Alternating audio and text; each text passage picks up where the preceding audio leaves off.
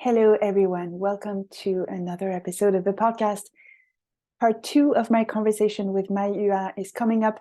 In the meantime, I wanted to come on and do a little special episode today with resources for creativity. I just want to take a second to thank you for all the feedback I've gotten on the previous episodes, especially the first part of my conversation with Mai. And I'm so glad if you listened, that you get so much out of it. If you haven't, go and listen.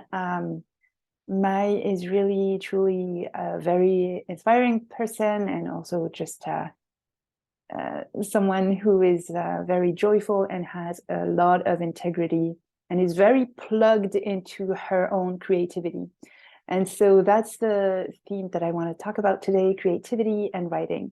The whole idea behind this podcast is first-person narratives in whatever medium you choose or people choose. And so, it might be writing or making a documentary like Mai did about her family, or painting even, or live storytelling, which is also one of my favorites.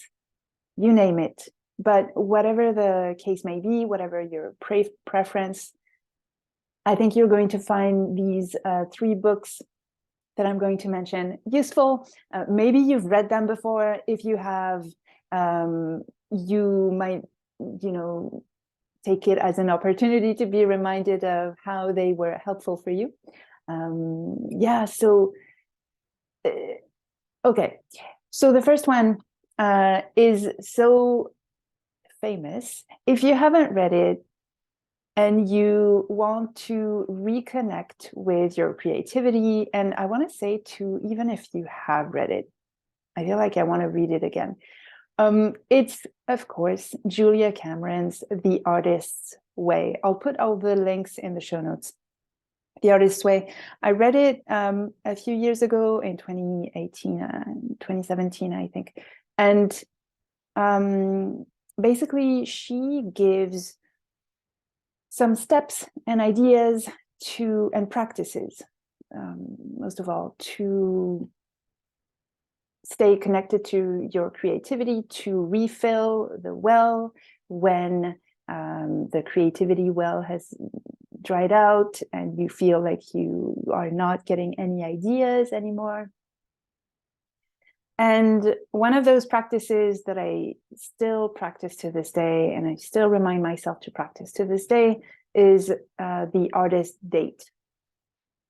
What it is basically once a week, you're going to take your inner artist child to do something, to experience art, or to experience nature, or to experience something new through your senses.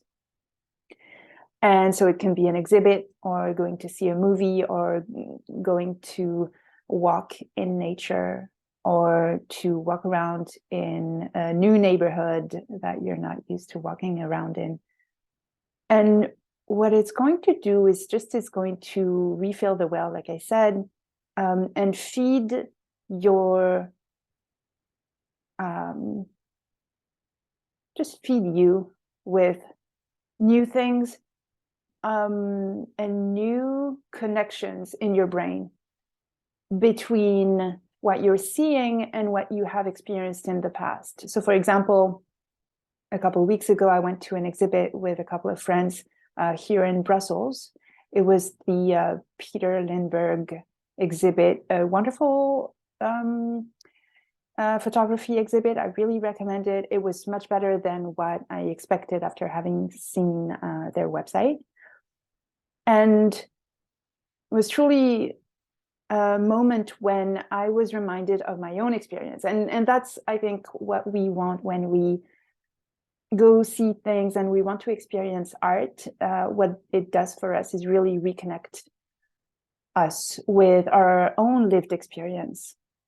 And so, for example, during that exhibit, I was reminded of a trip that I had taken in New York where, like, I don't know, 10 years ago, where I was by myself, and I spent a week by myself, and I experienced a lot of things, and I sort of had forgotten about it.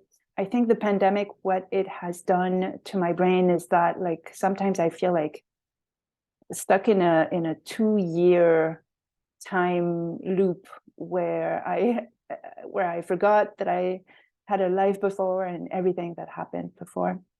So yeah, what it did was like, oh, after that, I just wanted to sort of look at my pictures from that trip again, and write about, or use that memory as material for my writing. And so, yeah, an artist date is really cool to do, to remind yourself to keep doing. And Julia Cameron's book, The Artist's Way, I think it's 30 or going on its 30th year now. It came out a while ago, but it's still so relevant and so juicy.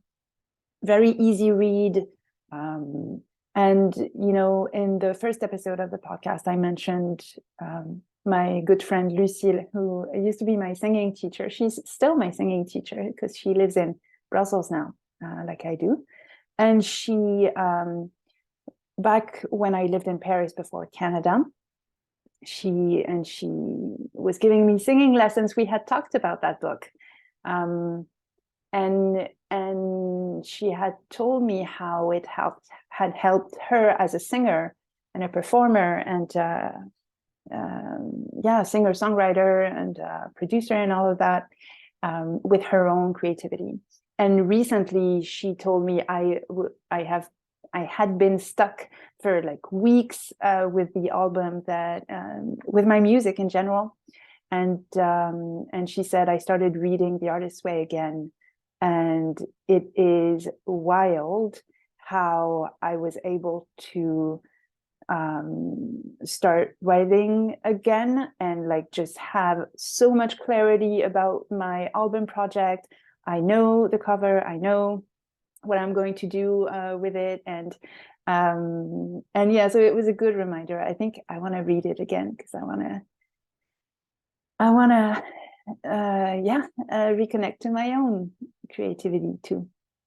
The second book that I wanted to mention is Big Magic. I just finished it a couple of weeks ago too. A friend of mine lent it to me. So if you're watching this on YouTube or Spotify, you can see the cover now. Big Magic by Elizabeth Gilbert. It's funny because I listen to every single interview with Elizabeth Gilbert whenever she's on podcasts, and back when the book came out, I listened to her talking about it, and just her talking about it helped me go beyond my limiting fears, and helped me create something pretty wild again, which was an online storytelling show before the pandemic. So that was like online entertainment before the pandemic. To my knowledge, it didn't exist at that time. I thought, like, no, it's not a thing. I can't do that. I really want to do it, but I can't because it doesn't exist. But then I listened to her talking about this book, and I was like, no, I'm just going to do it. And it has completely changed my life. So I'm so grateful. And I just finished it. The subtitle is Creative Living Beyond Fear. And she's like, reading it is like having a best friend, having a coffee with a best friend who just has your back and is also going to tell you the truth. There's a bit of tough love in there, always appreciated. There's also just, it's she knows how to write. So it's very enjoyable. And it's also like you feel like someone is coaching you, and you feel like you can do anything. Great read if you are a creative person, which, by the way, we all are.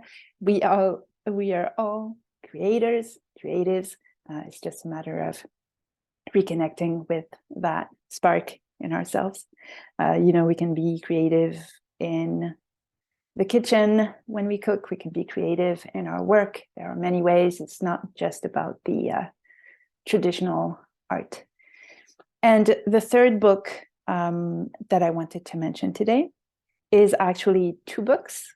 So I cheated, but I think it's his first 2 books, 2 books by Austin Kleon that I read a few years ago back to back. And that really helped me too with my creativity and daring to live a creative life. The first one is called Steal Like an Artist. Maybe I'm getting the order wrong, but the first one is called Steal Like an Artist, 10 Things Nobody Told You About Being Creative. Both of those books, let me give you the title of the second one. The second one is called Show Your Work, 10 Ways to Share Your Creativity and Get Discovered. And both of those books are kind of comics. Like, they're tiny books, they're very easy to read, they're playful, and they are so freaking good. About show you, okay, so basically Steal Like an Artist is that idea that no idea is really original, whatever, even the biggest artists that you revere, where you think they are geniuses who really invented something, well, they were inspired by someone else. They stole, so to speak, ideas from other people. That's how we do. It's just the way. So the idea behind this book is to allow yourself to mimic the work of artists who you love, and yeah, juicy stuff in there. The other one, Show Your Work, it does what it says in the title.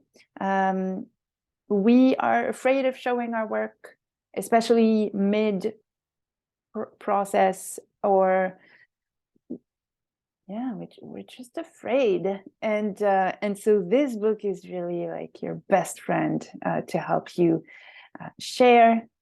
keep sharing, and not be afraid. And on that note, I wanted to recommend too a great Instagram account that I have been following for a while now. It is focused on writing. With that said, I think it could inspire anyone who, I think it's really for all creatives. And it's at Inspired to Write. It's a woman whose name is Amy, and I apologize, I forget her last name, but I will put it in the show notes. And every single post is like freaking liquid gold. Or liquid, what's a better image? You get it. It's really juicy. It's like very aligned. It's very supportive. And so go follow at Inspired to Write. She helps me, she reminds me of things that I have to know when I sit down to write, or when I work on any creative project, whether that is a storytelling event or the facilitation of a conversation circle or anything. And I wanted to mention too, this one I haven't read, but it's the follow-up to Show Your Work and Steal Like an Artist. Austin Kleon also wrote this third book. Let me pull it up. Yeah, called Keep Going, 10 Ways to Stay Creative in Good Times and Bad. And I'm sure it's wonderful. So that's it for today. Let me know. There are so many books on creativity. I want to know which ones you have read and enjoyed. I love that stuff. So I can always use more resources on that. And if you enjoyed this episode, please rate and review. That would mean so much to me and help me. This is a one-person operation. I look forward to sharing with you part 2 of my conversation with my UA. And until then, be well, and I'll talk to you soon. Bye-bye.